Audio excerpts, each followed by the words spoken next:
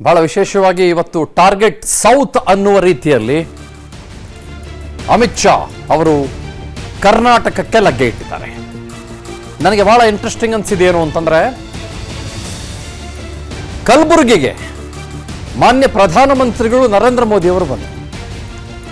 ಅಂದ್ರೆ ಎಲ್ಲಿ ಕಾಂಗ್ರೆಸ್ ಒಂದು ಹಂತಕ್ಕೆ ಸ್ಟ್ರಾಂಗ್ ಇದೆಯೋ ಆ ಜಾಗದಲ್ಲೇ ಮೊದಲಿಗೆ ರಣಕಹಳೆ ಅಂತ ನಾವೇನು ಕರಿತೀವಿ ಅದನ್ನು ಮೊಳಗಿಸೋದಕ್ಕೆ ಪ್ರಧಾನಮಂತ್ರಿಗಳು ಬಂದರು.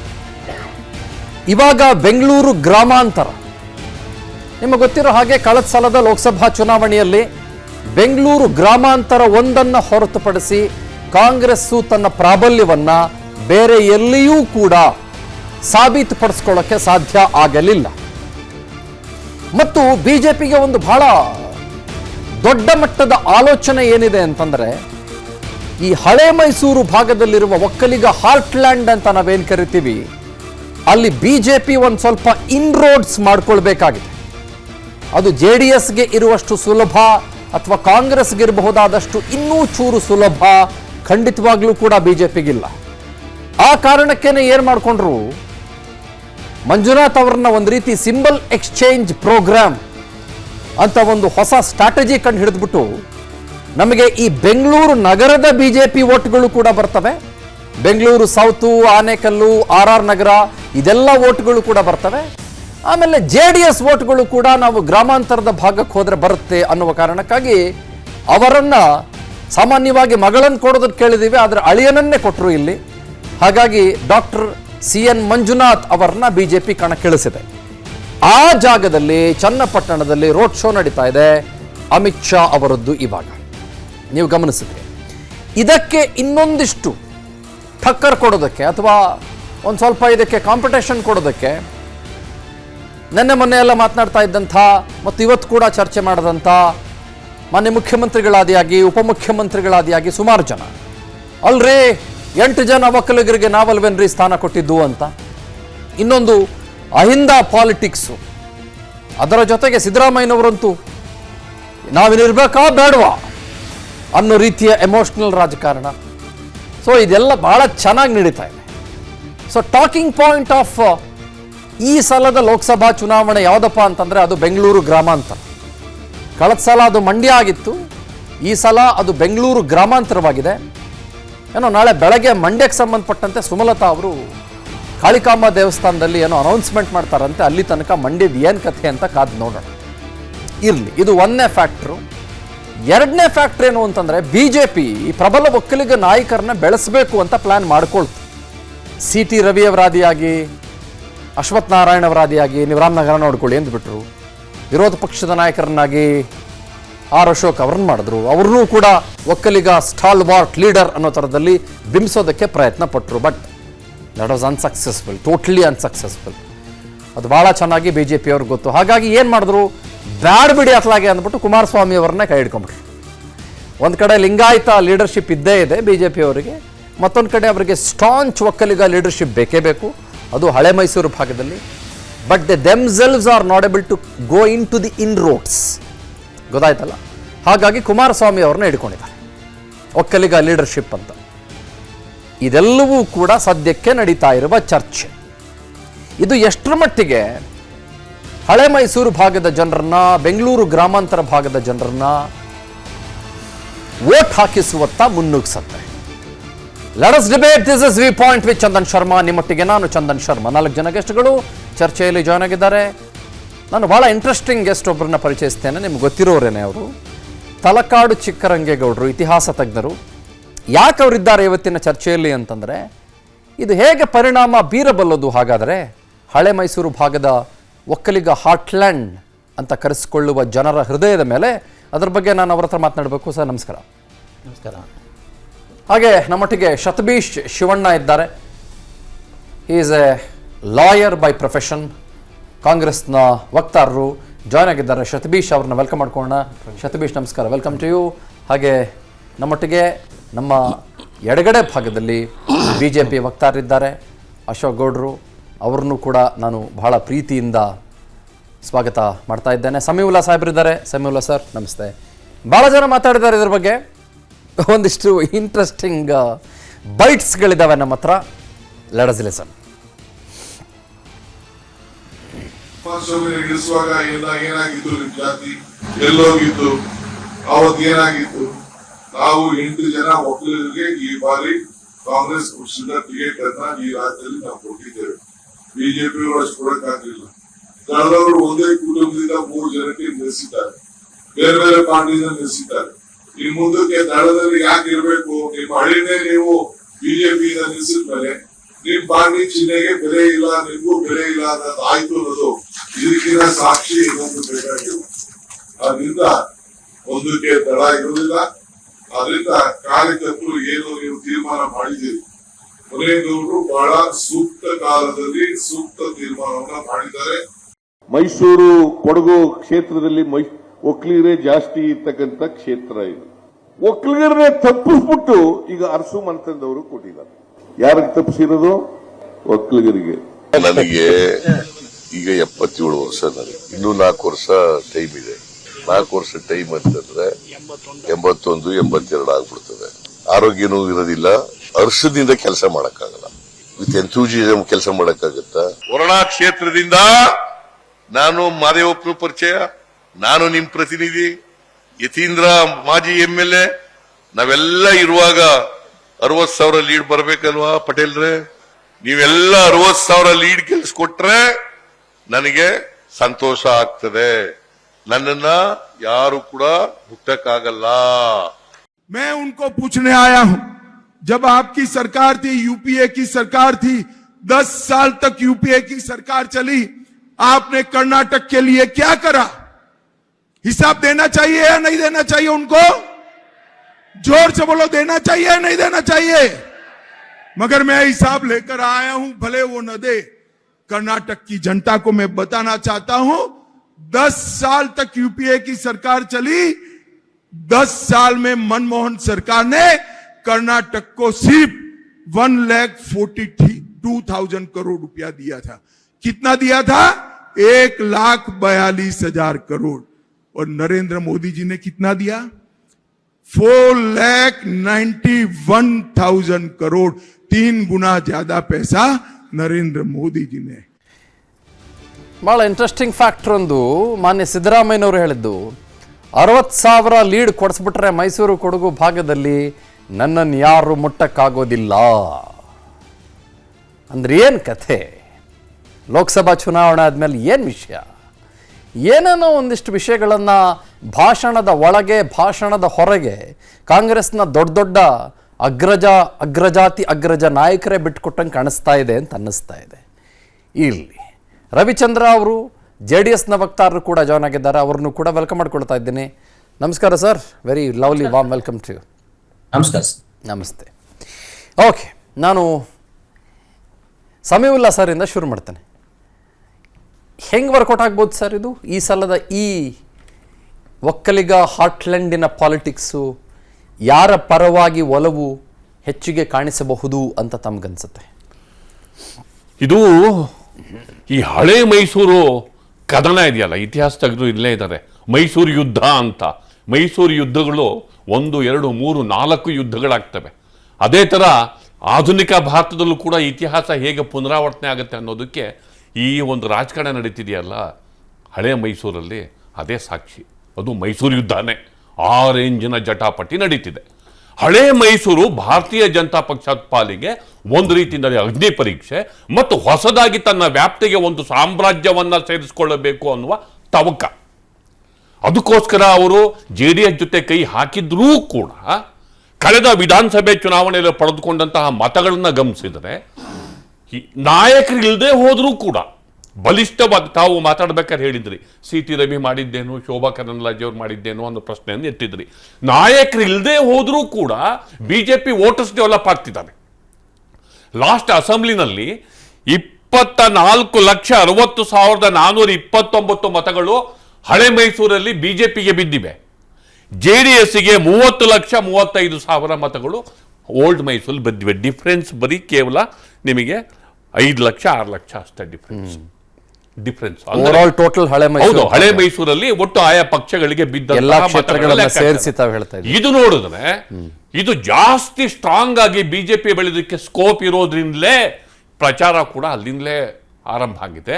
ಈ ಭಾಗದಲ್ಲಿ ಭಾರತೀಯ ಜನತಾ ಪಕ್ಷವನ್ನು ಬಲವಾಗಿ ಬಲಪಡಿಸೋದಕ್ಕೆ ಇಲ್ಲಿ ಸಾಕಷ್ಟು ಸ್ಕೋಪ್ ಇರೋದ್ರಿಂದಲೇ ಅದನ್ನು ಈ ಚುನಾವಣೆಯಲ್ಲಿ ಬಲವಾಗಿ ಪ್ರತಿಪಾದಿಸೋದಕ್ಕೆ ಸದ್ಯಕ್ಕೆ JDS ಜೊತೆಗಿನ ಮೈತ್ರಿ ಇದೆಯಲ್ಲ, ಅದು ಒಂದು ರೀತಿಯಿಂದಲೇ ಬ್ಯಾಕಪ್ ಅದು BJPಗೆ. ಮುಂದೆ ಅದು ಭರ್ಜರಿ ವಿದ್ಯಮಾನಗಳಿಗೆ ಕಾರಣ ಆದರೂ ಕೂಡ ಆಶ್ಚರ್ಯ ಪಡಬೇಕಾಗಿಲ್ಲ. ಹೀಗಾಗಿ ಈ ಹಳೆ ಮೈಸೂರು ಕದನ ಇದೆಯಲ್ಲ, ಹಳೆ ಮೈಸೂರು ಕದನ ಈ ಚುನಾವಣೆಯ ಹೈಲೈಟ್ ಇದು.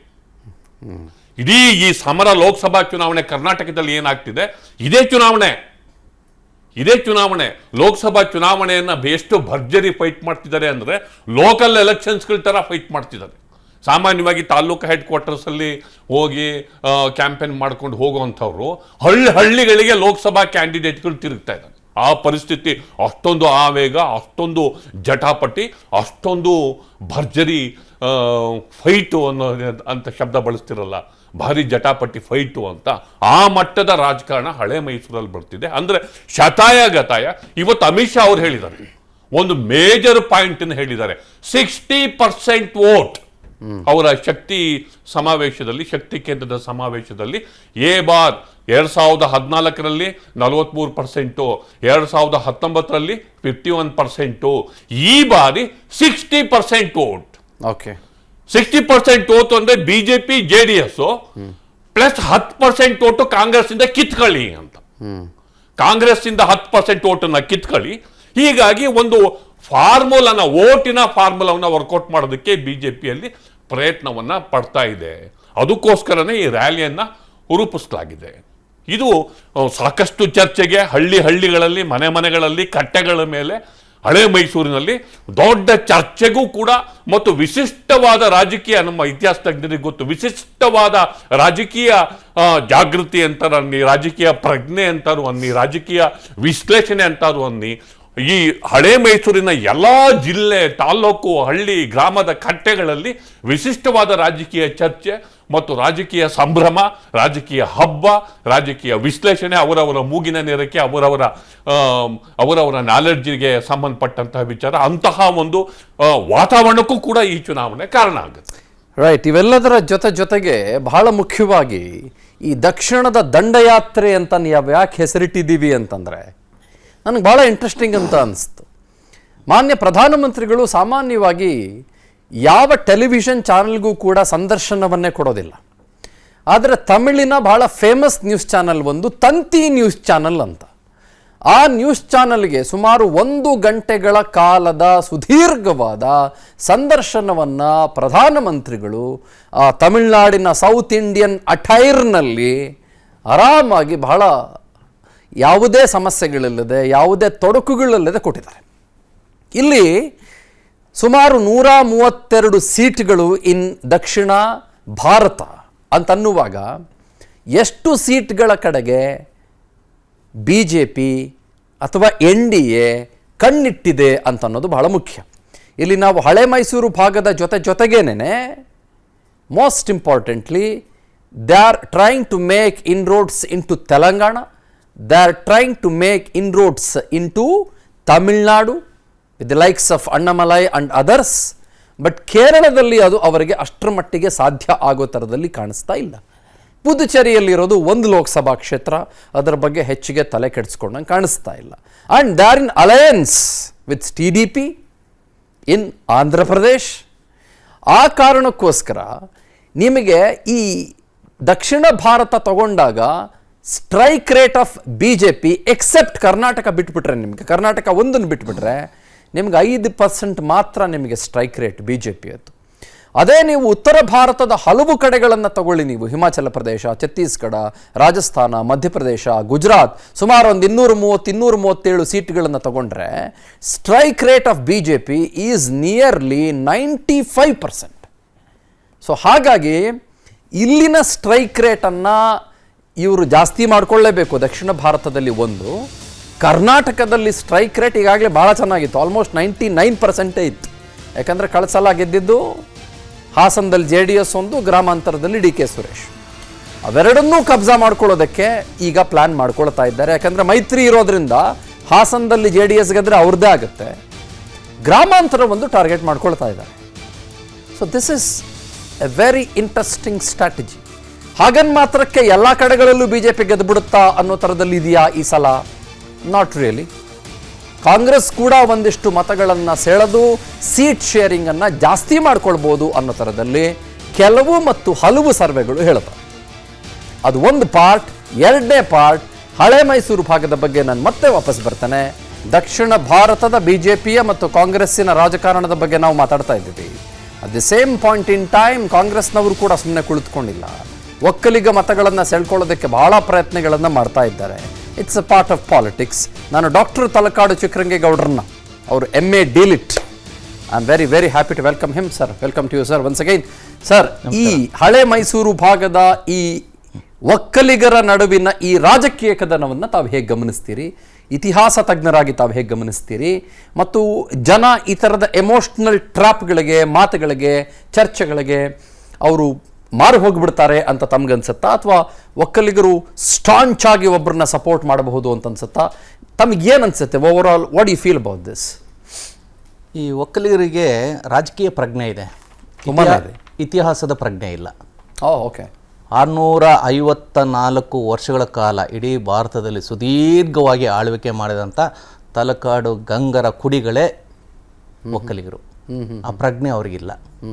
ಒಂದು, ಈ ಒಕ್ಕಲಿಗರ ಸಮಸ್ಯೆನ ಯಾವ ರಾಜಕೀಯ ಪಕ್ಷನೂ ಇದುವರೆಗೂ ಕೈಗೆತ್ಕೊಂಡಿಲ್ಲ. ಒಕ್ಕಲಿಗರಿಗೋಸ್ಕರ 1947ರಿಂದ ಬಂದಂಥ ಯಾವ ಸರ್ಕಾರನೂ 5 ರೂಪಾಯಿನ ಖರ್ಚು ಮಾಡಿಲ್ಲ. ಅದ್ರಲ್ಲಿ ಒಂದು ಎಕ್ಸಾಮ್ಷನ್ ಏನಂದರೆ, ಯಡಿಯೂರಪ್ಪನವರು ಮುಖ್ಯಮಂತ್ರಿ ಆಗಿದ್ದಾಗ ನಾಡಪ್ರಭು ಕೆಂಪೇಗೌಡರ ಅಭಿವೃದ್ಧಿ ಪ್ರಾಧಿಕಾರ ಮತ್ತು ಒಕ್ಕಲಿಗ ಅಭಿವೃದ್ಧಿ ಪ್ರಾಧಿಕಾರ 2 ಮಾಡಿದ್ಬಿಟ್ರೆ, ನೀವು 47ರಿಂದ ಬಡ್ಜೆಟ್ ತೆಗೆದು ನೋಡಿ, ಒಕ್ಕಲಿಗರಿಗೆ ಅಂತ 5 ರೂಪಾಯಿನ ಸರ್ಕಾರದಿಂದ ಎತ್ತಿಟ್ರು ಅಂತ ದಾಖಲೆ ಇಲ್ಲ. ಕೃಷಿಗಿದೆ, ಬೇರೆ ಬೇರೆ ಹೆಸರಿನಲ್ಲಿದೆ. ಒಕ್ಕಲಿಗರಿಗೆ ಅಂತ ಬೇರೆ ಜನಾಂಗಕ್ಕೆ ಏನೇನು ಕೊಟ್ಟಿದ್ದಾರೆ ಆ ರೀತಿ ಇದು ಯಾವುದೂ ಕೊಟ್ಟಿಲ್ಲ. ಇದನ್ನು ಕೇಳುವಂಥ ಪ್ರಜ್ಞೆನೂ ಕೂಡ ಒಕ್ಕಲಿಗರಿಗಿಲ್ಲ. ರಾಜಕೀಯ ಮಾತಾಡ್ತಾರೆ, ಆ ಪಕ್ಷ ಈ ಪಕ್ಷ ಏನೆಲ್ಲ ಹೊಡೆದಾಡ್ತಾರೆ, ಬಡ್ದಾಡ್ತಾರೆ. ಆದರೆ ನಮ್ಮ ಇತಿಹಾಸ ಏನು ಹೇಳುತ್ತೆ, ನಾವು ಈ ನಾಡಿಗೆ ಏನು ಕೊಡುಗೆ ಕೊಡ್ತಾ ಇದ್ದೀವಿ, ಇನ್ ರಿಟರ್ನ್ ಈ ನಾಡು ನಮಗೇನು ಕೊಡ್ತಿದೆ ಅಂತ ಚರ್ಚೆ ಮಾಡಲ್ಲ. ಆ ತಗೊಳ್ಳೋದಲ್ಲಿ ಹಿಂದೇಟ್ ಹಾಕಿದ್ದಾರೆ. ಹಲವಾರು ಉದಾಹರಣೆಗಳನ್ನ ಕೊಡಬಲ್ಲೆ. 1837ರಲ್ಲಿ ಈ ದೇಶಕ್ಕೋಸ್ಕರ ಸ್ವತಂತ್ರ ಬರಬೇಕು ಅಂತ ಬ್ರಿಟಿಷರನ್ನ ಓಡಿಸೋದ್ರಲ್ಲಿ ಒಕ್ಕಲಿಗರಿಬ್ಬರು ಪ್ರಮುಖರು, ಗುಡ್ಡೆಮನೆ ಅಪ್ಪಯ್ಯಗೌಡ ಮತ್ತು ಕೇದಾಂಬಡಿ ರಾಮೇಗೌಡ ಅಂತ. ಓಕೆ. ಆ ಸ್ವತಂತ್ರ ಹೋರಾಟಗಾರರು ಇಲ್ಲಿ ಇದ್ರು ಅಂತ ಕೇಂದ್ರ ಸರ್ಕಾರಕ್ಕೂ ಗೊತ್ತಿಲ್ಲ, ರಾಜ್ಯ ಸರ್ಕಾರಕ್ಕೂ ಗೊತ್ತಿಲ್ಲ, ಜನಗಳಿಗೂ ಗೊತ್ತಿಲ್ಲ.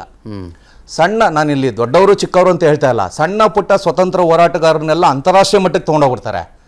ಬ್ರಿಟಿಷರನ್ನು ಓಡಿಸಿ ಈ ದೇಶನ ಸ್ವತಂತ್ರಗೊಳಿಸಿ 13 ವರ್ಷ ಆಳ್ವಿಕೆ ಮಾಡಿದಂಥ ಆ ಇಬ್ಬರು ಒಕ್ಕಲಿಗರು ಮತ್ತು ಅವರ ಸಪೋರ್ಟರ್ಸ್ನ ಬೆಂಬಲಿಸೋದೇ ಇಲ್ಲ, ಜ್ಞಾಪಕನೇ ಮಾಡ್ಕೊಳ್ಳಲ್ಲ. ಇನ್ನೊಂದು, ಸರ್ದಾರ್ KM ಪಣಿಕರ್ ಹೇಳ್ತಾರೆ, the western Gangas of Talakad ಮತ್ತು ಈಸ್ಟರ್ನ್ ಗಂಗಾಸ್ ಆಫ್ ಒರಿಸ್ಸಾ ಇದಾರಲ್ಲ, ಅವರು ಪ್ರಬಲರಾಗಿರೋರ್ಗು ಮುಸಲ್ಮಾನರು ಇವರ ರಾಜ್ಯಗಳಿಗೆ ಕಾಲನೇ ಇಟ್ಟಿರಲಿಲ್ಲ, ದೂರ ಇಟ್ಟಿದ್ರು ಅಂತ ಅವ್ರು ಹೇಳ್ತಾರೆ, ವಿಶ್ಲೇಷಣೆ ಮಾಡ್ತಾರೆ.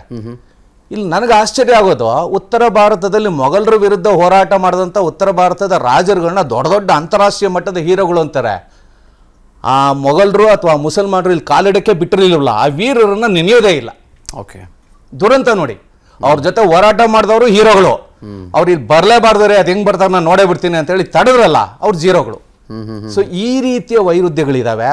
ಮತ್ತು ಒಂದು ರೈಲಿಗಾಗಲಿ, ಒಂದು ಸರ್ಕಲ್ಗೆ ಒಕ್ಕಲಿಗ ರಾಜರುಗಳದು, ಒಕ್ಕಲಿಗ ವ್ಯಕ್ತಿಗಳದು, ದಲಿತರಿಗೆ ಮೊದಲು ವಿದ್ಯೆ ಹೇಳ್ಕೊಟ್ಟಂಥವ್ರು ತಲಕಾಡು ರಂಗೇಗೌಡರು ಅಂತ. ಇಡೀ ದಲಿತರಿಗೆ, ಹಳೆಯ ಮೈಸೂರಿನ ದಲಿತರಿಗೆ ಒಂದು ರಸ್ತೆಗೆ ಅವ್ರ ಹೆಸರಿಲ್ಲ. 650 ವರ್ಷ ಆಳ್ವಿಕೆ ಮಾಡಿದಂಥ ತಲಕಾಡು ಗಂಗರ ರಾಜರು 27 ಜನ ರಾಜರಿದ್ದಾರೆ, ರಾಜಾದಿರಾಜರು. ಒಬ್ಬರ ಹೆಸರು ಮೈಸೂರಿನಲ್ಲೂ ಇಲ್ಲ, ಬೆಂಗಳೂರಲ್ಲೂ ಇಲ್ಲ, ಎಲ್ಲೂ ಇಲ್ಲ. ಹಾಗೇನೇ ನೀವು ಯಾವುದೇ ತಗೊಳ್ಳಿ, ನಮ್ಮ ಹಳೆಯ ಮೈಸೂರಿನ ಕೆರೆಗಳನ್ನ ಕಟ್ಟಿಸಿದವರೆಲ್ಲ ತಲಕಾಡು ಗಂಗರು, ಡ್ಯಾಮನ್ನು ಕಟ್ಟಿಸಿದವರು ತಲಕಾಡು ಗಂಗರು, ಅವ್ರನ್ನ ನೆನೆಯೋದೇ ಇಲ್ಲ. ಸೊ ಹೀಗಾಗಿ ಏನಾಗಿದೆ, ಈ ಸರ್ಕಾರಗಳು, ಸಮಾಜ ಮತ್ತು ಈ ರಾಜಕೀಯ ಪಕ್ಷಗಳು ಚುನಾವಣೆ ಬಂದಾಗ ಒಕ್ಕಲಿಗರನ್ನ ತಲೆ ಮೇಲೆ ಕೂರಿಸ್ಕೊಳ್ತಾರೆ. ಅದಾದಮೇಲೆ ಟಿಶ್ಯೂ ಪೇಪರ್ ಥರ ಒರೆಸಿ ಬಿಸಾಕ್ಬಿಡ್ತಾರೆ. ಈ ಒಕ್ಕಲಿಗರು ಅಷ್ಟೇ, ನಮ್ಮ ಹಕ್ಕು ಏನು ಅಂತ ಕೇಳಬೇಕು.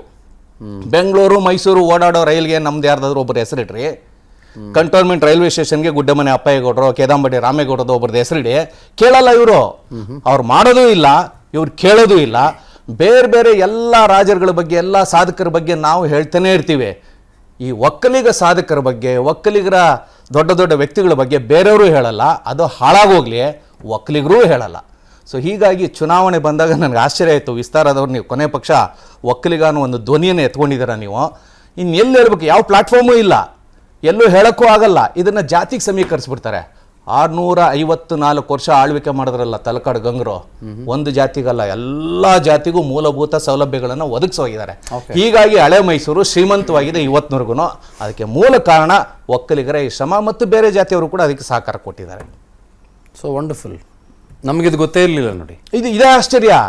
ಒಕ್ಕಲಿಗರಿಗೆ ಗೊತ್ತಿಲ್ಲ, ಒಕ್ಕಲಿಗ ರಾಜಕಾರಣಿಗಳಿಗೆ ಗೊತ್ತಿಲ್ಲ, ಒಕ್ಕಲಿಗ ವಿದ್ಯಾವಂತರಿಗೆ ಗೊತ್ತಿಲ್ಲ. ಒಕ್ಕಲಿಗರು ರಾಜ್ಯೋತ್ಸವಗಳನ್ನು ಮಾಡ್ತಾರೆ, ಕೆಂಪೇಗೌಡ ಉತ್ಸವಗಳನ್ನು ಮಾಡ್ತಾರೆ. ಬಡ್ಜೆಟ್ ಎಷ್ಟು ಗೊತ್ತಾ ನಿಮಗೆ?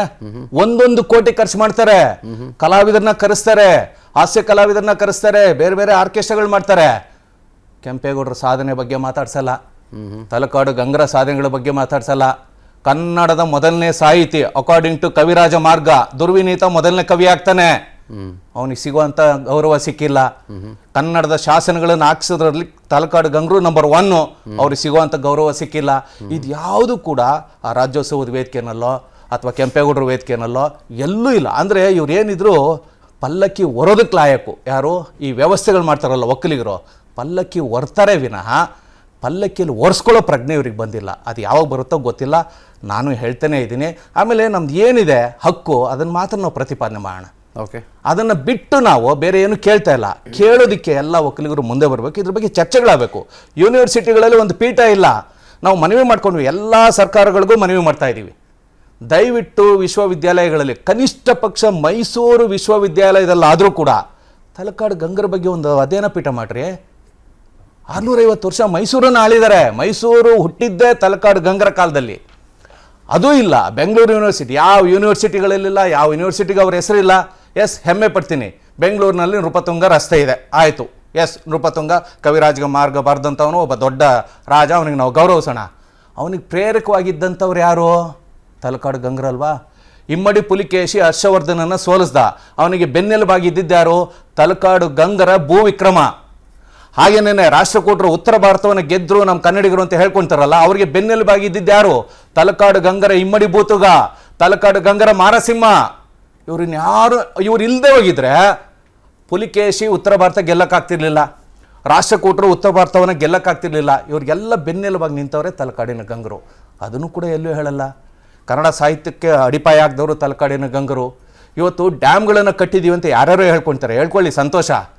1905ನೇ ಇಸ್ವಿನಲ್ಲಿ, ಬರೀ 905ನೇ ಇಸ್ವಿನಲ್ಲಿ ಇದೇ ಮಂಡ್ಯ ಜಿಲ್ಲೆಯಲ್ಲಿ ಏನಿವತ್ತು KRS ಇದೆ, ಅದರ ಹಿಂಭಾಗದಲ್ಲಿರುವಂಥ ಸೀತಾಪುರ, ರಾಂಪುರ ಅಂತ ಇದೆ ಇವತ್ತು ಊರುಗಳು, ಅದು ಹಿಂದೆ ತಲೆನೆರೆ ಅಂತ ಆಗಿತ್ತು. ಆ ತಲೆನೆರೆನಲ್ಲಿ 905ನೇ ಇಸ್ವಿನಲ್ಲೇ ಮೊದಲನೇ ಡ್ಯಾಮನ್ನು, ಅಣೆಕಟ್ಟನ್ನು, ಯಾವುದೋ ಹರಿಯುವ ಕಾವೇರಿ ನದಿಗೆ ಕಟ್ಟದಂಥ ತಂತ್ರಜ್ಞರು ತಲಕಾಡು ಗಂಗರ ಆಸ್ಥಾನದಲ್ಲಿದ್ದರು. ಅದು ಯಾರೂ ಹೇಳಲ್ಲ. ಯಾವಾಗ? 1020-40 ವರ್ಷಗಳ ಹಿಂದೆ. ಅದು ಎಲ್ಲೂ ನಮ್ಮಲ್ಲಿ ನನಗೆ ಏನು ಆಶ್ಚರ್ಯ ಆಗ್ತಿದೆ ಅಂದರೆ, ಯಾತಕ್ಕೆ ಈ ಇತಿಹಾಸವನ್ನು ಮುಚ್ಚಿಟ್ಟಿದ್ದಾರೆ, ಅಥವಾ ಮುಚ್ಚಿಟ್ಟಿದ್ದಾರೆ ಅನ್ನೋದಕ್ಕಿಂತ ಹೆಚ್ಚಾಗಿ ಮುಚ್ಚೋದಕ್ಕೆ ಯಾಕೆ ಇವರು ಅವಕಾಶ ಕೊಟ್ಟಿದ್ದಾರೆ. ಆಮೇಲೆ ಈ ರಾಜಕಾರಣಿಗಳು ಅತಿರಥ ಮಹಾರಥರು ಎಲ್ಲ ಪಕ್ಷಗಳಲ್ಲೂ ಇದ್ದಾರೆ. ಯಾರು ಒಕ್ಕಲಿಗರ ಬಗ್ಗೆ ಏನು ಮಾಡಿದ್ದಾರೆ ಸ್ವಲ್ಪ ಹೇಳಿ ನೋಡೋಣ. ಒಕ್ಕಲಿಗರ ಬಗ್ಗೆ ಏನು ಮಾತಾಡಲ್ಲ, ವಿಶ್ವಮಾನವರಾಗ್ಬಿಡ್ತಾರೆ. ಓಟ್ ಬಂದಾಗ ಮಾತ್ರ ಅಲ್ಪಮಾನವರಾಗ್ತಾರೆ. ಚುನಾವಣಾ ಸಮಯದಲ್ಲಿ ಇವರು ನಾನು ಒಕ್ಕಲಿಗ, ವಿಧಾನಸೌಧಕ್ಕೆ ಹೋದಾಗ ನಾನು ವಿಶ್ವಮಾನವ. ನಾನು ಹೇಳೋದಿಷ್ಟೇ, ಚುನಾವಣಾ ಸಮಯದಲ್ಲಿ ನೀವು ವಿಶ್ವಮಾನವರಾಗಿ, ವಿಧಾನಸೌಧಕ್ಕೆ ಹೋದಾಗಲೂ ವಿಶ್ವಮಾನವರಾಗಿ. ಆದರೆ ಜನಾಂಗದ ಕೋಟಾದಲ್ಲಿ ನೀವು ಏನು ಸೌಲಭ್ಯ ತೊಗೊಳ್ತೀರ ರಾಜಕಾರಣಿಗಳೇ, ಜನಾಂಗಕ್ಕೆ ಏನಾದರೂ ಕೆಲಸ ಮಾಡಿ. ಇಲ್ವಾ, ನನಗೆ ಬೇಡ, ನನಗೆ ಈ ಒಕ್ಕಲಿಗರ ಕೋಟಾದಲ್ಲಿ ಏನು ಬೇಡ, ನನ್ನ ಸ್ವಯಂ ಪ್ರತಿಭೆಯಿಂದ ನಾನು ಬರ್ತೀನಿ, ನನ್ನ ಪ್ರತಿಭೆಯನ್ನು ಗುರುತಿಸಿ ನೀವು ನನ್ನನ್ನು ಮಂತ್ರಿ ಮಾಡಿ ಅಂತ ಹೇಳ್ಕೊಂಡು ನೀವು ಬನ್ನಿ, ನಾವು ನಿಮ್ಮನ್ನು ಯಾರನ್ನೂ ಕೇಳಲ್ಲ. ಕೋಟಾದಲ್ಲಿ ಮಾತ್ರ ನೀವು ಒಕ್ಕಲಿಗರನ್ನ ಕೇಳ್ತೀರಾ. ಇವತ್ತು ಸಮಸ್ಯೆ ಎಷ್ಟಾಗಿದೆ ಗೊತ್ತಾ? ಹೈದ್ರಾಬಾದ್ 371J ಇಂದ ಬಂದ್ಬಿಟ್ಟು ಹಳೆಯ ಮೈಸೂರು ಅಷ್ಟೇ ಅಲ್ಲ, ಒಕ್ಕಲಿಗರಿಗೆ ಅಷ್ಟೇ ಅಲ್ಲ, ಇಡೀ ಹಳೆಯ ಮೈಸೂರಿನ ಎಲ್ರಿಗೂ ಅನ್ಯಾಯ ಆಗ್ತಾ ಇದೆ. ಡಬಲ್ ಪ್ರಮೋಷನ್ ಬರ್ತಾ ಇದೆ, ಡಬಲ್ ರಿಸರ್ವೇಷನ್ ಬರ್ತಾ ಇದೆ. ಸಮಸ್ಯೆ ಎದುರಿಸ್ತಾ ಇರೋರು ಯಾರು? ಒಕ್ಕಲಿಗ ಅಧಿಕಾರಿಗಳು ಮತ್ತು ಹಳೆಯ ಮೈಸೂರಿನ ಎಲ್ಲ ಅಧಿಕಾರಿಗಳು. ಅಲ್ಲೂ ತೊಗೊಳ್ತಾರೆ, ಇಲ್ಲೂ ತೊಗೊಳ್ತಾರೆ. ಈಗ ಇನ್ನೊಂದು ಬಂದ್ಬಿಟ್ಟಿದೆ, ಇವತ್ತಾನೆ ಮಧ್ಯಾಹ್ನ ಪ್ರೆಸ್ ಮೀಟ್ ಮಾಡಿ ಬಂದ್ವಿ, ಸ್ಥಳೀಯ ಸಂಸ್ಥೆಗಳಲ್ಲೂ ಕೂಡ ಹೈದ್ರಾಬಾದ್ ಕರ್ನಾಟಕದ ಜನರಿಗೆ ಮೀಸಲಾತಿ ಕೊಡಿ ಅಂತ ಬಂದಿದೆ. ಓಕೆ, ಹೈದ್ರಾಬಾದ್ ಕರ್ನಾಟಕ ಹಿಂದುಳಿಯೋದಕ್ಕೆ ಈ ಹಳೆ ಮೈಸೂರಿನ ಜನ ಕಾರಣ ಅಲ್ಲ. ಹೈದರಾಬಾದ್ ಕರ್ನಾಟಕದಲ್ಲಿ 250 TMC ನೀರಿದೆ. ಆ ನೀರೆಲ್ಲ ಇವತ್ತು ನಮ್ಗೆ ಹೊಟ್ಟೆ ಉರಿಯುತ್ತೆ. ಆಂಧ್ರಗೆ, ತೆಲಂಗಾಣಗೆ ಹರಿದು ಹೋಗ್ತಾ ಇದೆ. ಅವ್ರು ಯಾಕೆ ಆ ನೀರನ್ನು ಬಳಸ್ಕೊಳ್ತಾ ಇಲ್ಲ? ಅವ್ರಿಗೆ ಅನ್ಯಾಯ ಆಗಿದೆ ಅಂದ್ಬಿಟ್ಟು ಇಲ್ಲಿ ಬಂದು ನಮ್ಮ ಮೇಲೆ ಬರೆ ಆಗ್ತಾ ಇದ್ದಾರೆ. ಇಲ್ಲಿ ಬಂದು ಅವ್ರಿಗೆ 8% ರಿಸರ್ವೇಷನ್ನು ಎಲ್ಲ ಇಲಾಖೆಗಳಲ್ಲಿ ಅಲ್ಲೇನೆ. ಆಮೇಲೆ ಅವರು ಬಂದಿದ ತಕ್ಷಣ ಅವ್ರಿಗೆ ಪ್ರಮೋಷನ್ಗಳು ಬೇರೆ. ಹೀಗಾಗಿ ನಾನಾ ಸಮಸ್ಯೆಗಳು ಒಕ್ಕಲಿಗರನ್ನ ಕಾಡ್ತಾ ಇದೆ. ಆಮೇಲೆ ಒಕ್ಕಲಿಗರ ಜಮೀನೆಲ್ಲ ಸರ್ಕಾರ ಒತ್ತುವರಿ ಮಾಡ್ಕೊಳ್ಳೋದು. Right sir. ಆ ಜಮೀನಿಗೆ ಪರ್ಯಾಯವಾಗಿ ಇನ್ನೊಂದು ಜಮೀನು ಕೊಡಬೇಕು, ದುಡ್ಡು ಕೊಡೋದಲ್ಲ. ಸರ್ಕಾರ ಯಾವ್ಯಾವುದೋ ಯೋಜನೆಗಳಿಗೆ ಜಮೀನು ತಗೊಳುತ್ತಲ್ಲ, ಆ ಜಮೀನಿನ ಮೇಲೆ ಕನಿಷ್ಠ ಪಕ್ಷ 10% ಹಕ್ಕುಗಾರಿಕೆಯನ್ನು ಕೊಡಬೇಕು. ಪೀಣ್ಯ ಕೈಗಾರಿಕಾ ಪ್ರದೇಶವನ್ನು ಸಾವಿರಾರು ಎಕರೆ ವಶಪಡಿಸ್ಕೊಂಡ್ರಲ್ಲ, ಇವತ್ತು ಆ 3ನೇ ಜನರೇಷನ್ ಏನಾಗಿದೆ, ಆ ಪೀಣ್ಯದಲ್ಲಿರುವಂಥ ಕೈಗಾರಿಕೆಗಳಲ್ಲಿ ವಾಚ್ಮನ್ಗಳಾಗಿದ್ದಾರೆ. ಆ ಜಮೀನ್ ಮೇಲೆ ನೀವು 10% ಕೊಟ್ಟಿದ್ರೆ ಮಾಲೀಕತ್ವ ಉಳಿತಿದ್ರಲ್ವಾ? ಇದನ್ನ ಒಕ್ಕಲಿಗ ರಾಜಕಾರಣಿಗಳು ತಿಳ್ಕೋಬೇಕು, ಒಕ್ಕಲಿಗರಿಗೆ ನ್ಯಾಯ ಕೊಡಿಸ್ಬೇಕು. ಸೊ ತಾವು ಹೇಳ್ತಾ ಇರೋದೇನು ಅಂತಂದ್ರೆ ಒಕ್ಕಲಿಗ ಒಕ್ಕಲಿಗ ಒಕ್ಕಲಿಗ ಅನ್ನುವ ಟ್ರಂಪ್ ಕಾರ್ಡ್ ಅನ್ನ ಕೇವಲ ರಾಜಕಾರಣಕ್ಕೋಸ್ಕರ ಬಳಸ್ಕೊಳ್ತಾ ಇದ್ದಾರೆ ಹೊರತುಪಡಿಸಿದ್ರೆ ಖಂಡಿತ ನಿಜವಾಗಿಯೂ ಒಕ್ಕಲಿಗರಿಗೆ ಒಳ್ಳೇದು ಮಾಡುವಂಥ ಸಣ್ಣ ಕೆಲಸವನ್ನು ಕೂಡ ಯಾವೊಬ್ಬ ರಾಜಕಾರಣಿಯು ಕಳೆದ ಹಲವು ದಶಕಗಳಿಂದ ಕೈ ಹಾಕಿಯೂ ಕೂಡ ಇಲ್ಲ, ಯೋಚನೆಯೂ ಕೂಡ ಮಾಡಿಲ್ಲ. ಅವರನ್ನ ಕೇವಲ ಒಂದು ಪೊಲಿಟಿಕಲ್ ಟ್ರಂಪ್ ಕಾರ್ಡ್ ಆಗಿ ಅಥವಾ ದಾಳವನ್ನಾಗಿ ಬಳಸ್ಕೊಳ್ಳಾಗ್ತಾ ಇದೆ. ಒಕ್ಕಲಿಗರ ವೋಟ್ಗಳನ್ನ ಕ್ಯಾಪಿಟಲೈಸ್ ಮಾಡ್ಕೊಳ್ಳುವುದಕ್ಕೆ ಪಾರ್ಟಿಗಳು ಬಯಸ್ತಿದ್ದಾವೆ ಅನ್ನೋದ್ರ ಬಗ್ಗೆ ಮಾತನಾಡ್ತಾ ಇದ್ವಿ. ತಲಕಾಡು ಚಿಕ್ಕರಂಗೇಗೌಡರಂತೂ ಬಹಳ ಬ್ಯೂಟಿಫುಲ್ ಎಕ್ಸಾಂಪಲ್ ಒಂದನ್ನು ಕೊಟ್ಬಿಟ್ರು. ಅದೇನು ಅಂತಂದ್ರೆ ಬಹಳ ಸವಿವರವಾಗಿ ಮಾತನಾಡಿದ್ರು ಡಾಕ್ಟರ್ ತಲಕಾಡು ಚಿಕ್ಕರಂಗೇಗೌಡರು. ಅಲ್ರಿ ಬರೀ ಹೆಸರು ಬಳಸ್ಕೊಳ್ತೀರಿ, ಏನು ಉಳಿಸಿದಿರಿ ನೀವು, ಅವ್ರಿಗೋಸ್ಕರ ಏನು ಕೆಲಸ ಮಾಡಿದ್ದೀರಿ ಅಂತ. That was quite an eye opener for sure. Ashok ಗೌಡ್ರೆ, ಇವೆಲ್ಲದರ ನಡುವೆ ನೀವು ಒಕ್ಕಲಿಗ ಹಾರ್ಟ್ಲ್ಯಾಂಡ್ ಅಲ್ಲಿ ಲಗ್ಗೆ ಇಟ್ಟಿದ್ದೀರಿ. ರಾಜಕೀಯಕ್ಕೆ ಮತ್ತೆ ನಾನು ವಾಪಸ್ ಬರ್ತೇನೆ, ಏನು ಸ್ಟ್ರಾಟಜಿ ನಿಮ್ಮದು? ನೋಡಿ, ನಮ್ಮದು ಸ್ಟ್ರಾಟಜಿ ಏನು ಅಂತಂದರೆ 400 ಸೀಟ್ ಗೆಲ್ಲಬೇಕು ಅಂತ ಹೇಳಿಬಿಟ್ಟು ನಮ್ಮ ಸ್ಟ್ರಾಟಜಿ. ನೀವು ಆಗಲೇ ಹೇಳ್ತಾ ಇದ್ರಿ, ದಕ್ಷಿಣ ಭಾರತದಲ್ಲಿ 132 ಸೀಟ್ ಇದೆ. 132 ಸೀಟಲ್ಲಿ ನಮ್ಮ ಸ್ಟ್ರಾಟಜಿ ಇರತಕ್ಕಂಥದ್ದು 75 ಸೀಟ್ ಗೆಲ್ಲಬೇಕು ಅಂತ ಹೇಳಿ. ನಮಗೆ ತೆಲಂಗಾಣದಲ್ಲಿ ನಮ್ಮ ಪಾರ್ಟ್ನರ್, ತೆಲಂಗಾಣದಲ್ಲಿ ನಾವು ನಮ್ಮ ಸೀಟ್ಸೇ ಬರುತ್ತೆ. ಆಂಧ್ರ ಪ್ರದೇಶದಲ್ಲಿ ನಮ್ಮ ಪಾರ್ಟ್ನರ್ ಸೀಟ್ಸು ಸೇರಿಸ್ಕೊಂಡು ನಮಗೆ ಸೀಟ್ಸ್ ಬರುತ್ತೆ.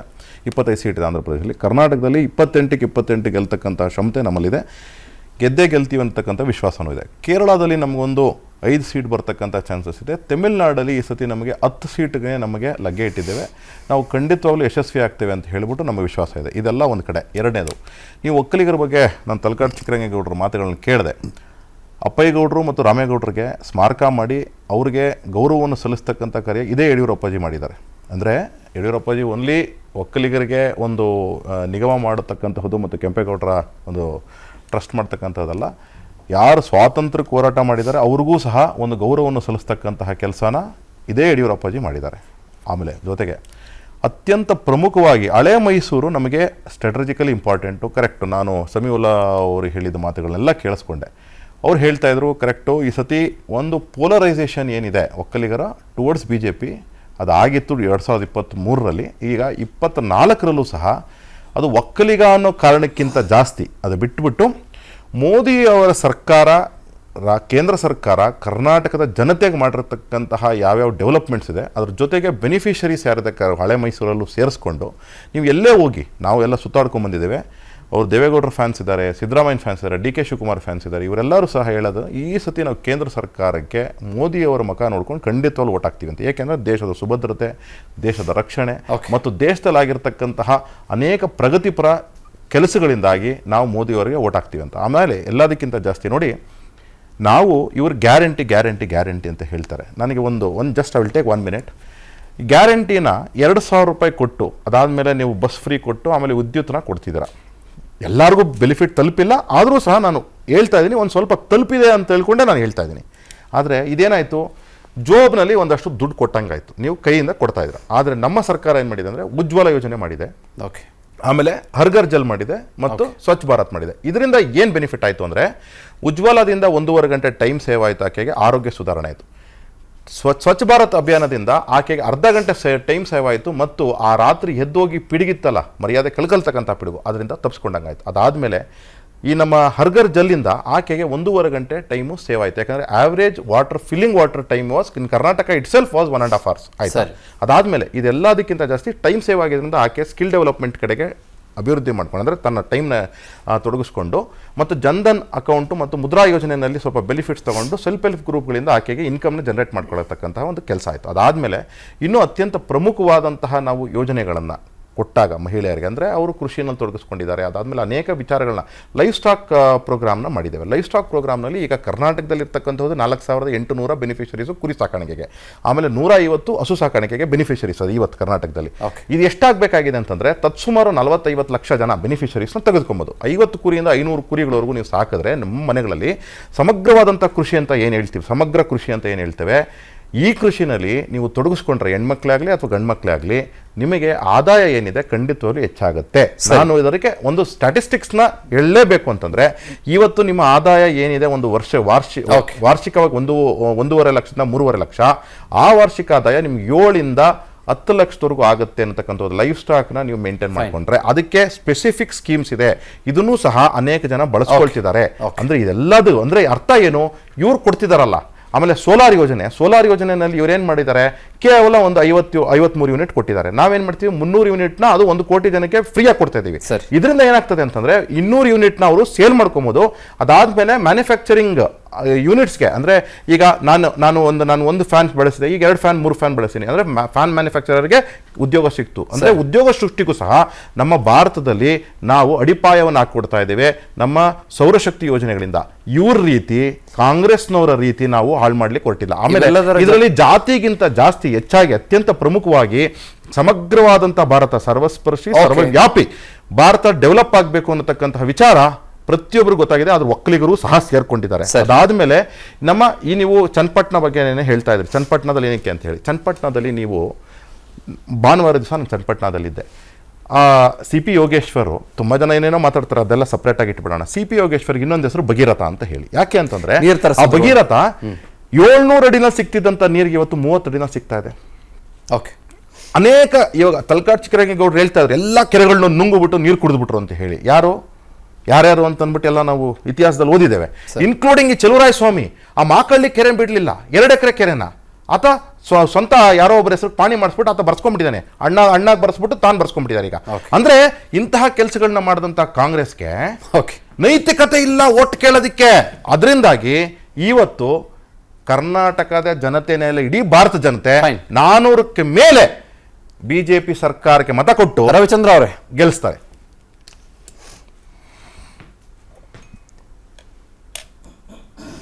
ಸರ್ ಮಾತನಾಡಿ. ರವಿಚಂದ್ರ ಸರ್, ಗೋ ಹೆಡ್ ಸರ್, ಗೋ ಹೆಡ್ ಮಾತನಾಡಿ.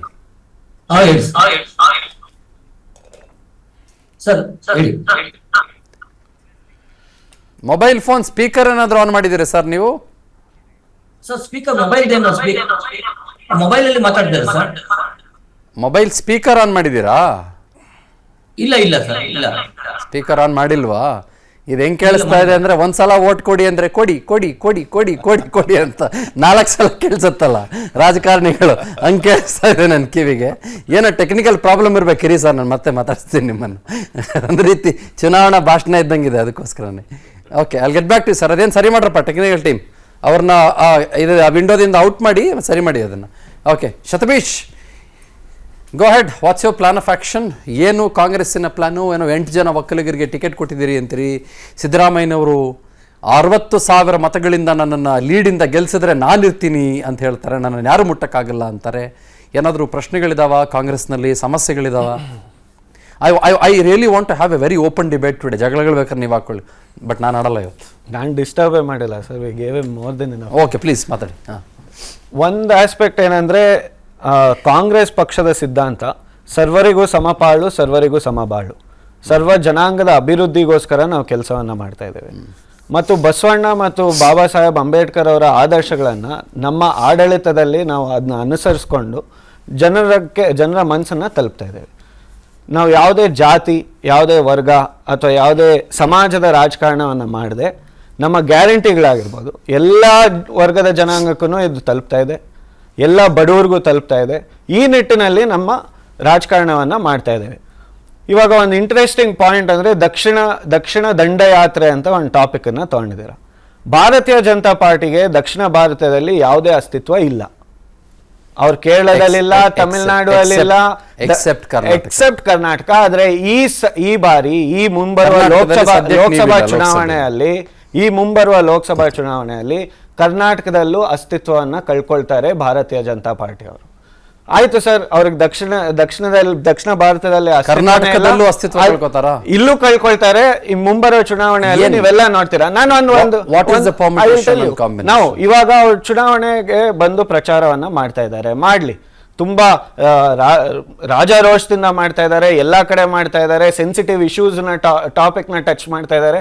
ಆದ್ರೆ ಪ್ರಚಾರ ಮಾಡ್ತಾ ಇರ್ಬೇಕಾದ್ರೆ ನಾನು 10 ವರ್ಷ ಆಡಳಿತ ಮಾಡಿದ್ದೇವೆ, ಯಾವ ಕಾರ್ಯಗಳನ್ನ ನಾವು ಜನಕ್ಕೆ ತಲುಪಿಸಿದ್ದೇವೆ ಅಂತ ಮಾತಾಡ್ತಾ ಇದ್ದಾರೆ. ನಿರುದ್ಯೋಗ ಕಮ್ಮಿ ಆಗಿದೆಯಾ? ಇಲ್ಲ. ಬೆಲೆ ಏರಿಕೆ ಕಮ್ಮಿ ಆಗಿದೆಯಾ? ಇಲ್ಲ. ಭ್ರಷ್ಟಾಚಾರ ಕಮ್ಮಿ ಆಗಿದೆಯಾ? ಇಲ್ಲ. ಇವೆಲ್ಲಾನು ಇಟ್ಕೊಂಡು ಯಾವ ನೈತಿಕ ಹಕ್ಕಿನಿಂದ ನಾವು ಬಡವರಿಗೆ ಈ ಕೆಲಸಗಳನ್ನ ಮಾಡಿಕೊಟ್ಟಿದ್ದೇವೆ ಅಂತ ಬಂದು ಪ್ರಚಾರವನ್ನ ಮಾಡ್ತಾರೆ? ಅವ್ರ ಕೊಡುಗೆ ಏನು ಈ ದೇಶಕ್ಕೆ?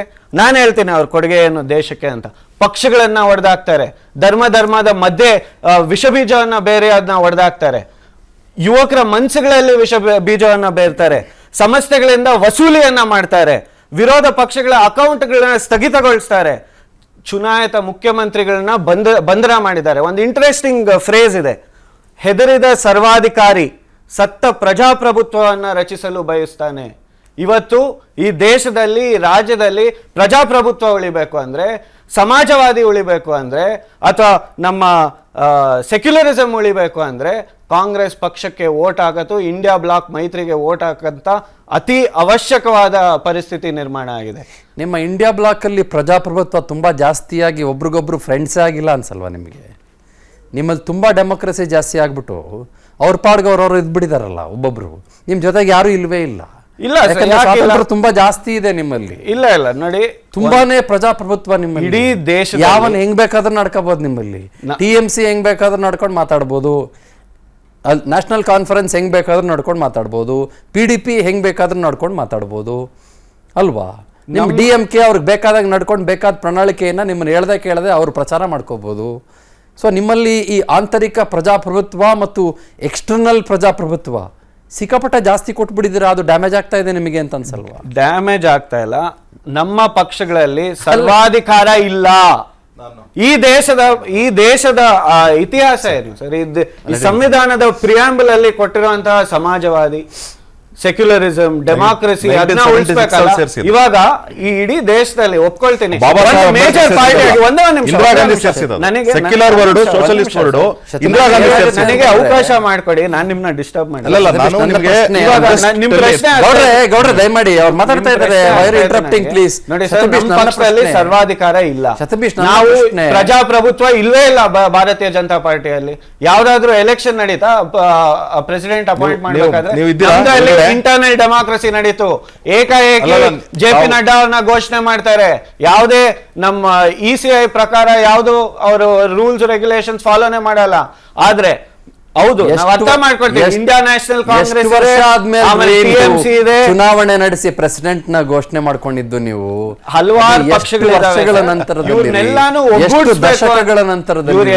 ಒಗ್ಗೂಡಿಸ್ಬೇಕು ಅಂದ್ರೆ ಮನಸ್ತಾಪಗಳು ಇದ್ದೇ ಇರತ್ತೆ. ನಾನು ಒಪ್ಕೊಳ್ತಾ ಇದ್ದೀನಿ, ನಿಮ್ಮ ಮಾತನ್ನ ಒಪ್ಕೊಳ್ತಾ ಇದ್ದೀನಿ. ಈ ಇಂಡಿಯಾ ಬ್ಲಾಕ್ ಏನಿದೆ, ಅವರು ಒಗ್ಗೂಡಿರೋ ಉದ್ದೇಶ ಏನೋ ಅದನ್ನ ನೋಡ್ಬೇಕಾಗತ್ತೆ. ಈ ಕೋಮುವಾದದ ಭಾರತೀಯ ಜನತಾ ಪಾರ್ಟಿ, ಭ್ರಷ್ಟ ಜನತಾ ಪಾರ್ಟಿ, ಬಾಂಡ್ ಜನತಾ ಪಾರ್ಟಿ ಸರ್ಕಾರನ ಆಡಳಿತದಿಂದ ದೂರ ಇಡಬೇಕು ಅಂತ ನಾವು ಇವತ್ತು ಬಂದಿದ್ದೀವಿ. ಪ್ರಜಾಪ್ರಭುತ್ವದಲ್ಲಿ ಸಂವಿಧಾನವನ್ನ ಉಳಿಸ್ಬೇಕು ಅಂತ ಈ ಇಂಡಿಯಾ ಮೈತ್ರಿ ಆಗಿರೋದು. ಈ ಪ್ರಜಾಪ್ರಭುತ್ವದಲ್ಲಿ ಒಂದು ಸಾಮಾಜಿಕ ಚಿಂತನೆ ಉಳಿಬೇಕು, ಸಾಮಾಜಿಕ ನ್ಯಾಯ ಉಳಿಬೇಕು ಅಂತ ನಾವು ಒಗ್ಗೂಟಾಗಿರೋದು. ಅವರು ಮಾತನಾಡ್ತಾ ಸುಮಾರು 5 ಲಕ್ಷ ಮತಗಳ ಅಂತರದಿಂದ ಮಂಜುನಾಥ್ ಅವರು ಗೆಲ್ತಾರೆ ಅನ್ನೋದನ್ನ ಬಹಳ ಸ್ಪಷ್ಟವಾಗಿ ಘೋಷಣೆ ಮಾಡಿದ್ರು.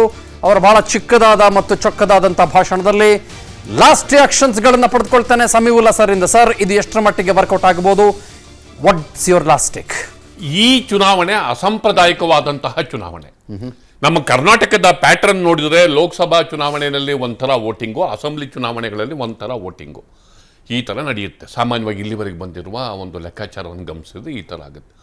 ಆದರೆ ಈ ಬಾರಿ ಆ ಪ್ಯಾಟರ್ನ್ ಅನ್ನು ಬ್ರೇಕ್ ಮಾಡೋದಕ್ಕೆ ಕಾಂಗ್ರೆಸ್ ಪ್ರಯತ್ನವನ್ನು ಪಡ್ತಾ ಇದೆ.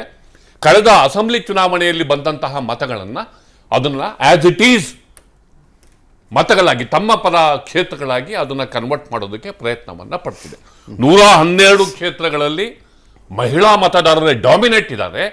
ಈ ಈ ಒಂದು ಪರಿವರ್ತನೆಗೋಸ್ಕರ ಅವರು ಮುಖ್ಯವಾಗಿ ಬಳಸ್ತಿರೋದು ಗ್ಯಾರಂಟಿ ಯೋಜನೆಗಳು. ಓಕೆ, ಆದ್ದರಿಂದ ಈ ಗ್ಯಾರಂಟಿ ಯೋಜನೆಗಳು ಮತಗಳಾಗಿ ಕನ್ವರ್ಟ್ ಆಗುತ್ತೋ ಇಲ್ವೋ, ಮಹಿಳಾ ಮತದಾರರು 112 ಕ್ಷೇತ್ರಗಳಲ್ಲಿ ಪ್ರಬಲರಾಗಿರುವ ಮಹಿಳಾ ಮತದಾರರು ಯಾರ ಕೈ ಹಿಡಿತಾರೆ ಅನ್ನೋದ್ರ ಮೇಲೆ ಈ ಚುನಾವಣೆಯ ರಿಸಲ್ಟ್ ರೈಟ್ ರೈಟ್ ಗೌಡ್ರೆ ಪ್ಲೀಸ್ ಕ್ವಿಕ್ಲಿ ವೆರಿ ಕ್ವಿಕ್. 39.5 ಕೋಟಿ ಉದ್ಯೋಗ ಕ್ರಿಯೇಟ್ ಮಾಡಿರ್ತಕ್ಕಂತಹ ಮೋದಿ ಅವರು ಭಾರತದವನ್ನ ಆ 5ನೇ ಆರ್ಥಿಕ ಶಕ್ತಿಯನ್ನಾಗಿ ಮಾಡಿದ್ದಾರೆ. ಆಮೇಲೆ ಇನ್ಫ್ಲೇಷನ್ ಕಂಟ್ರೋಲ್ ಮಾಡೋದ್ರಲ್ಲಿ Fine. ನಾವು 5% ಇನ್ಫ್ಲೇಷನ್, ಅವ್ರ ಕಾಲದಲ್ಲಿ 8% ಇನ್ಫ್ಲೇಷನ್, ನಮ್ಮ ಕಾಲದಲ್ಲಿ 8% GDP ಗ್ರೋತ್, ಅವ್ರ ಕಾಲದಲ್ಲಿ -4% ಅಂದ್ರೆ 4% GDP ಗ್ರೋತ್. ಅದೆಲ್ಲಾ ಲೆಕ್ಕಾಚಾರಗಳಲ್ಲಿ ನೋಡಿದಾಗ Okay. ಭಾರತದ ಪ್ರತಿಯೊಬ್ಬ ಮತದಾರ ಇವತ್ತು ಡಿಸೈಡ್ ಮಾಡಿದಾನೆ. ಹಳ್ಳಿ ಇರ್ಬೋದು, ಪಟ್ಟಣ ಇರ್ಬೋದು, ನಗರ ಇರ್ಬೋದು, ಮಹಿಳೆ ಇರ್ಬೋದು, right. ಬಡತನದಲ್ಲಿ ಇರ್ತಕ್ಕಂಥವ್ರು ಇರ್ಬೋದು, ಯಾರೇ ಆಗ್ಲಿ ಎಲ್ಲರೂ ಡಿಸೈಡ್ ಮಾಡ್ತಕ್ಕಂಥ ಮೋದಿ ಮೋದಿ ಮೋದಿ ಮೋದಿ ಅಂತಾನೆ. ಅದರಿಂದಾಗಿ ಇವತ್ತು 400 ಸೀಟ್ಗಳನ್ನ ಇಡೀ ಭಾರತದಲ್ಲಿ ನಾವು ಗೆಲ್ತೀವಿ. ಕರ್ನಾಟಕದಲ್ಲಿ 28 ಸೀಟ್ ಗೆಲ್ತೀವಿ. ತಮಿಳುನಾಡು, ಕೇರಳದಲ್ಲೂ ಸಹ ನಾವು ಸೀಟ್ಗಳನ್ನ ಗೆಲ್ತೇವೆ. Okay sir, your last take please. ಈಗ ಜಾತಿ ಬಿಟ್ಟು ಚುನಾವಣೆಯನ್ನು ಮಾಡಿ, ಒಂದು ವೇಳೆ ಜಾತಿ ಇಟ್ಕೊಂಡೇ ಚುನಾವಣೆ ಮಾಡೋದಾದರೆ ಒಕ್ಕಲಿಗರ ಸಮಸ್ಯೆಗಳಿಗೆ ಪರಿಹಾರ ಸೂಚಕವಾಗಿ ನಿಮ್ಮ ಪ್ರಣಾಳಿಕೆಯಲ್ಲಿ ಏನಾದರೂ ಸೇರಿಸ್ಬಿಟ್ಟು ಮಾಡಿ. ಓಕೆ, ಇಷ್ಟು ನನ್ನ ಮನವಿ. ಶತಬೀಶ್ ಸರ್, ನಾನು ಮಾಜಿ ಪ್ರಧಾನಮಂತ್ರಿ ದೇವೇಗೌಡರ ಬಗ್ಗೆ ಅಪಾರವಾದಂಥ ಗೌರವ ಇದೆ. ಆದರೆ ಅವರು ಜನತಾ ಪರಿವಾರನ ಬಿಟ್ಟು ಜಾತ್ಯತೀತ ಜನತಾದಳ ಯಾಕೆ ನಿರ್ಮಾಣ ಮಾಡಿದ್ರು ಅಂತ ನಿಮ್ಮ ವೀಕ್ಷಕರಿಗೆ ತಿಳಿಸ್ಬೇಕಾಗತ್ತೆ. Okay. ಕೋಮುವಾದ ಶಕ್ತಿಗಳು ಮತ್ತು ಬಿಜೆಪಿ RSS ಜೊತೆ ಕೈ ಜೋಡಿಸಲ್ಲ ಅಂತ ಆ ಪಕ್ಷವನ್ನ ನಿರ್ಮಾಣ ಮಾಡಿ ಇವತ್ತು ಅವ್ರ ಪರಿಸ್ಥಿತಿ ನೋಡಿದ್ರೆ ನನಗೆ ಅಯ್ಯೋ ಅನ್ಸುತ್ತೆ. ಸರಿ. ಗ್ಯಾರಂಟಿಗಳು ನಾವು ನುಡಿದಂತೆ ನಡೆದಿದ್ದೇವೆ. ಗ್ಯಾರಂಟಿ ಸಮೀವುಲ್ಲಾ ಸರ್ ಹೇಳಿದಂಗೆ ಮಹಿಳೆಯರು ನಮಗೆ ಮತವನ್ನ ನೀಡೇ ಆಶ್ವಾಸನೆಗಳು ಅವರ ಮತವನ್ನ ನಮಗೆ ನೀಡೇ ನೀಡ್ತಾರೆ. ನಮ್ಮ ಗ್ಯಾರಂಟಿಗಳು ಎಲ್ಲಾ ವರ್ಗದ ರೈಟ್ ಇರ್ಲಿ. Okay thank you. ಕಾದ್ ನೋಡೋಣ, let's see how it goes. ನಮಸ್ಕಾರ. ವಿಸ್ತಾರ, ಇದು ನಿಖರ ಜನಪರ.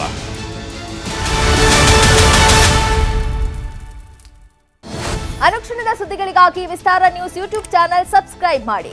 ಹೊಸ ಸುದ್ದಿಗಳ ನೋಟಿಫಿಕೇಶನ್ಗಾಗಿ ಬೆಲ್ ಐಕಾನ್ ಕ್ಲಿಕ್ ಮಾಡಿ. ಲೇಟೆಸ್ಟ್ ಅಪ್ಡೇಟ್ಸ್ಗಾಗಿ www.vistaranews.com ವೆಬ್ಸೈಟ್ಗೆ ವಿಸಿಟ್ ಮಾಡಿ. ಅಂಗೈಯಲ್ಲೇ ಜಗತ್ತಿನ ಸುದ್ದಿ ತಿಳಿಯಲು Vistara news Kannada app download ಮಾಡಿ.